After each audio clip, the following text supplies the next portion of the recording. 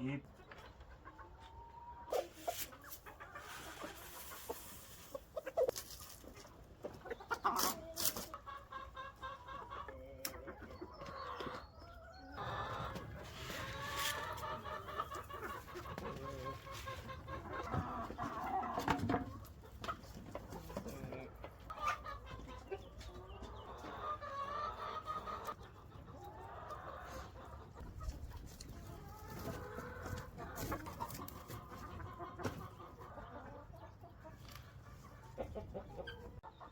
dragi moji, danas je dan tako lijep da sam morao malo zapalim vatru, da napravim kokicama novu dozu pepela, da se oni mogu unutra kupat, jednostavno da se čiste od parazita, vanjskih i sl.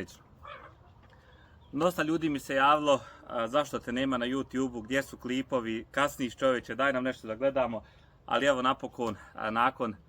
dosta vremena, nakon napornog rada, sam našao vremena da vam snimim kako je novi objekat ispao, jer se dosta vas je tražilo da jednostavno možda i oni od ovog pokupe ideju kako da njihov naredni objekat izgleda. Pa evo dragi moji, ovako izgleda moj novi objekat. Ovaj ovdje objekat sam bio planirao da ubacim amrok kokice, ali kako jednostavno amrok kokice su malo krupnije, a objekat je dosta manji od ovog starog objekta, odlučio sam ipak ovdje da ubacim lehon kokice, ovaj novi objekat, jer su oni ipak sitnije i ne zauzimaju puno mjesta, pa će ovaj ovdje objekat jednostavno bolje da služi za lehon sitnije kokice. Sam objekat mi je koštao nekih 800 maraka, s tim da sam iskoristio nešto iz svoje stare građe, starih dasaka. Nije istruhla građa, pa jednostavno zašto da ne, zašto kupovati novo kad imam moju koja stoji, koju sam skupljao jednostavno dugo vremena, vidim neku lijepu dasku, ja odvojim, hajde reko treba će, i na kraju se ispostavilo da treba.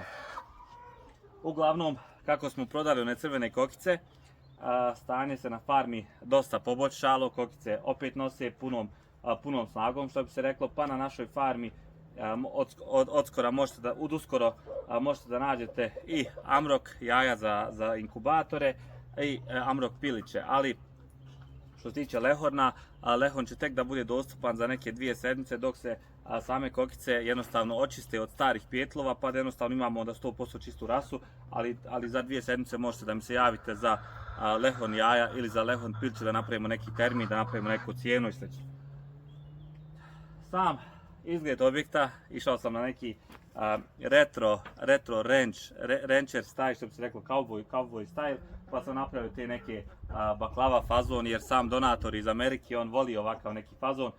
pa zašto da ne, i meni se stvarno sviđa, nek bude malo u retro stilu i ovo je ispalo prekrasno. Ja drvo moram da zaštitim sa sedolinom, moram da jednostavno sve lijepo prefarbam, da zaštitim drvo, da ne bi drvo istruhlo. Hoću jednostavno, ovo ovdje što sam se trudio puno, jednostavno da mi traje dugo, čuvat ćemo objekat, pa sam čak zbog toga i nabavio ove ručke lijepe crne, ove retro, da ne moram za mrežu da fatam i da povlačim vrata, jer jednostavno onda se razglimaju sama vrata i slično, ali za marku i po koliko košta ova ručka, ja mislim da sam riješio jedan veliki problem. Ovo ovdje iza mene što vidite je stari kokošinac, najlon još nismo skinuli, najlon je koristio kao izolacija da ne puše hladan vjetar i da nema promaje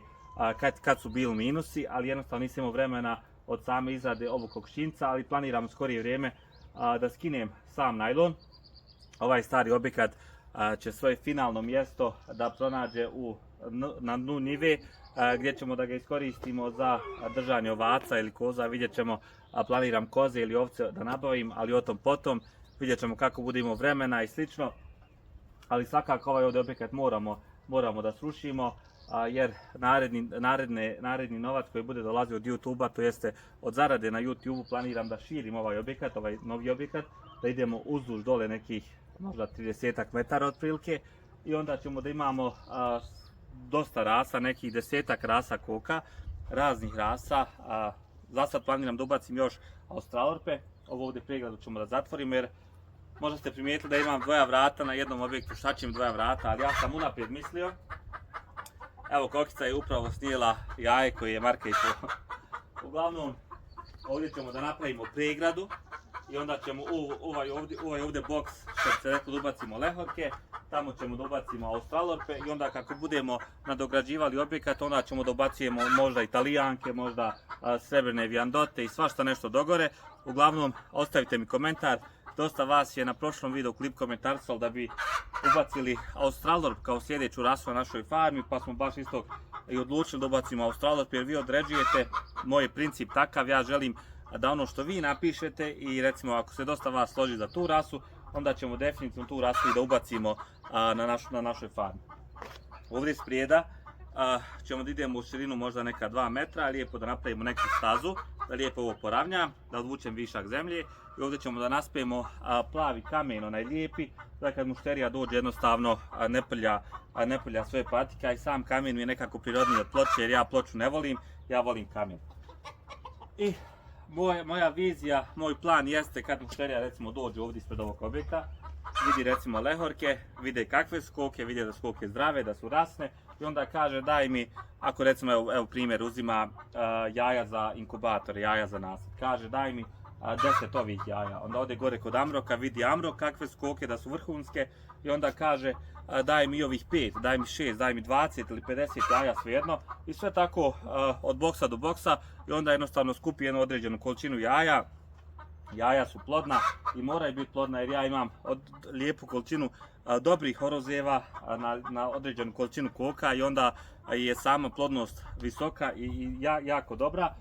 I onda sam planirao da napravim neki rotacioni sistem, ne rotacioni sistem ispaše, već rotacioni sistem ispuštanja. Dakle, jedan dan ide lehon vani, drugi dan ide Amrok vani, treći dan ide Australorp vani i onda će svaka koka dobije svoju neku dozu slobode, iako one neće da se gužvaju u ovom novom objektu, u novim boksovima, pa makar bio primoran i da prodam određeni broj kokica, bit će samo onoliko kokica koliko je i primjerno da budu u tom jednom boksu.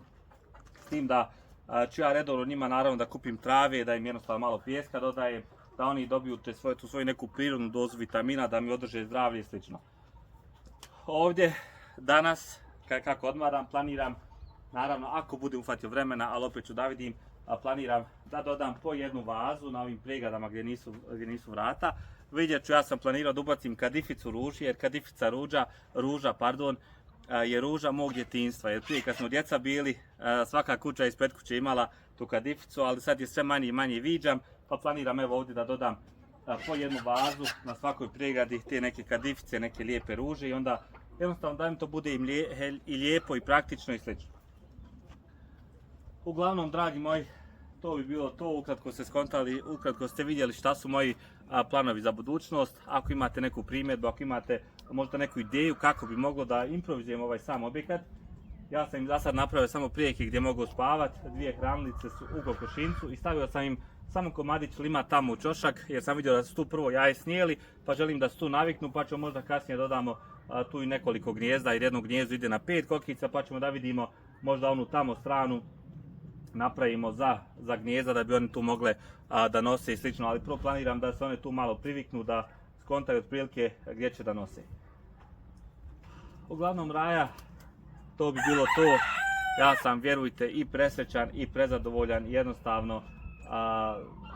sve ovo ovdje me čini jako sretnim. Idemo dalje, idemo jače. Vidimo se u narednom video klipu, dotad mi ostanite zdravo. Ostavite naravno komentar, ostavite like, ostavite subscribe jer to mi pomaže da idemo dalje i da guramo dalje svu ovu priču. Vidimo se, dragi moji.